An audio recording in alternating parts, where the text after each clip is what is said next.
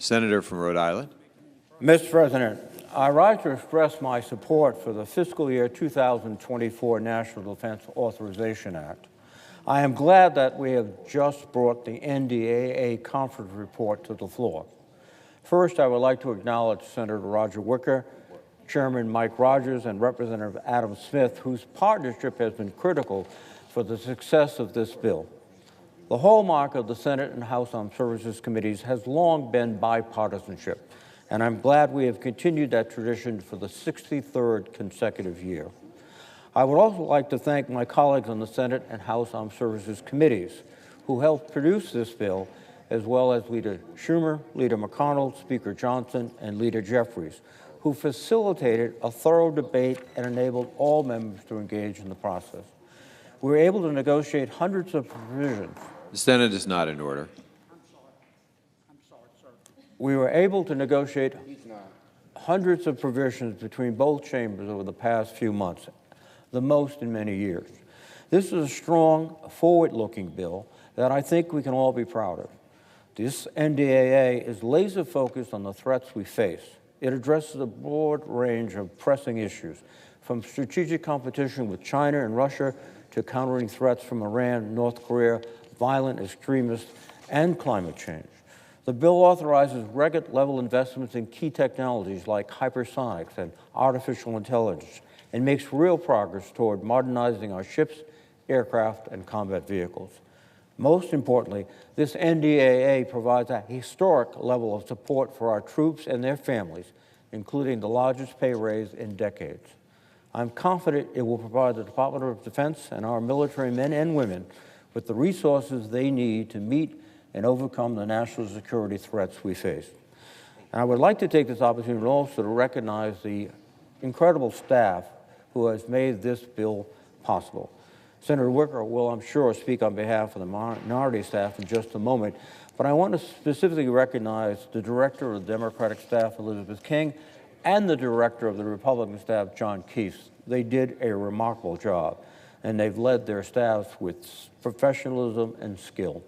I'd also like to thank the members of the Armed Services Committee staff, Jody Bennett, Carolyn Shooter, John Clark, Jenny Davis, Jonathan Epstein, Jory Feldman, Kevin Gates, Creighton Green, Gary Dilling, Kurt McConnell, Maggie McNamara Cooper, Bill Monahan, Meredith Warner, Mike Noblet, John Quirk, Andy Scott, Cole Stevens, Isabel Picotti, Allison Warner, Leah Brewer, Sean Jones, Joe Gallo, Brittany Amador, Griffin Cannon, Sophia Kamali, Chad Johnson, Julia Coulter, Vanari Kong, Noah Sisk, Zachary Volpe, and once again, the staff director, Elizabeth King.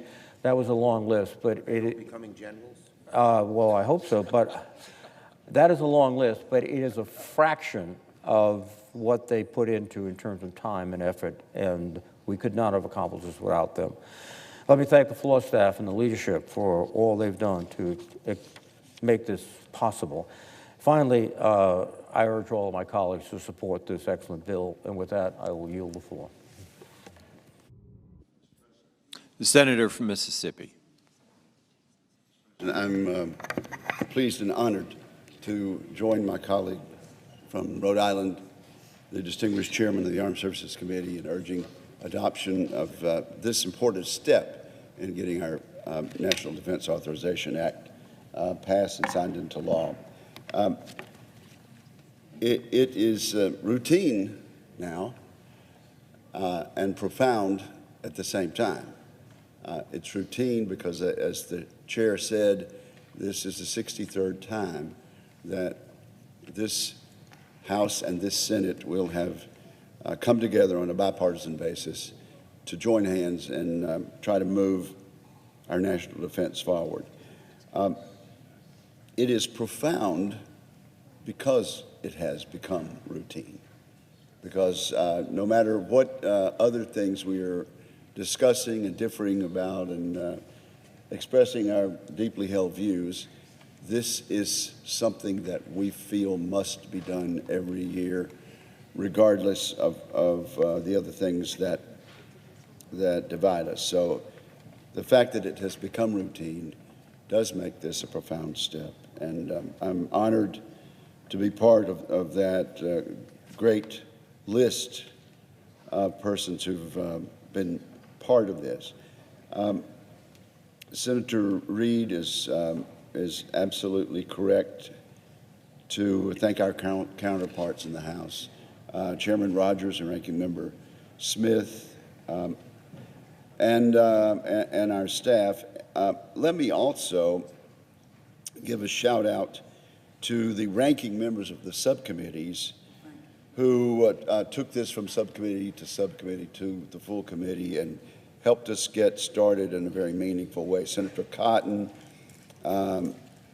ranking member of Airland, Senator Mike Rounds, cybersecurity, Senator Joni Ernst, emerging threats and capabilities, Senator Rick Scott, personnel subcommittee, Senator Dan Sullivan, readiness and management support subcommittee, Senator Kevin Kramer, Sea Power, a committee that I served as ranking member and as chair of, and Senator Deb Fisher, who's worked so diligently in a very technical and important area, strategic forces.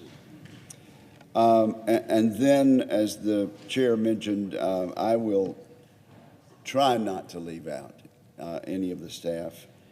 The experts who took our concepts and who were able to put it into words that became statutory language.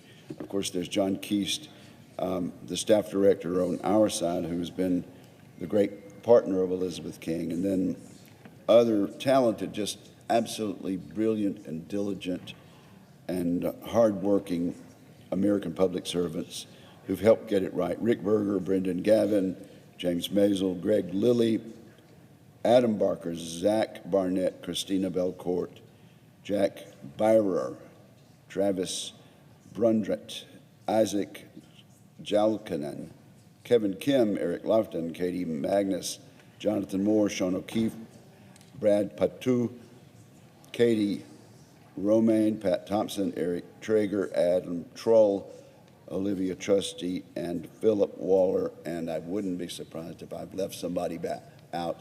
Even so, Mr.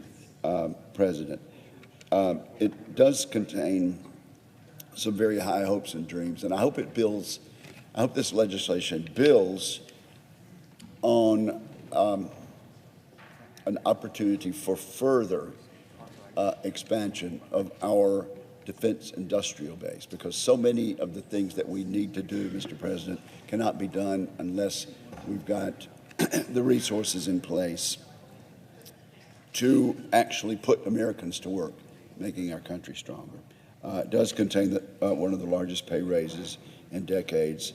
There will perhaps be more said on final passage, but I am grateful to my colleague and friend and fellow veteran, Senator Reid, and I urge the passage of this vote. I yield back. Mr. President. Majority Leader. Mr. President, first let me thank Chairman Reid of the Armed Services Committee for his great leadership, Ranking Member Wicker, and all the members of the committee and the conferees for their good work in the past few weeks. So in a few moments, I'll lay down the NDAA conference report. A lot of hard work on both sides, and we've reached agreement for this year's defense authorization bill. Never easy, harder now than ever before. I will file cloture on the NDAA later today. Members can expect to take votes on this early next week. At a time of huge trouble for global security, doing the defense authorization bill is more important than ever. The annual defense bill is a prime example of both sides cooperating on a strong bipartisan package to strengthen America's national security, to take care of our service members, keep the United States the leader in innovation. When we began the December session, I said the Senate faces three important tasks: ending the hold on military nominees, which we did earlier this week, getting NDA done, which we're doing today and early next week, and then the biggest and hardest of all is passing the supplemental. We want to get that done as well. It's critical. We're going to keep working. I yield the floor and ask for the yeas and nays.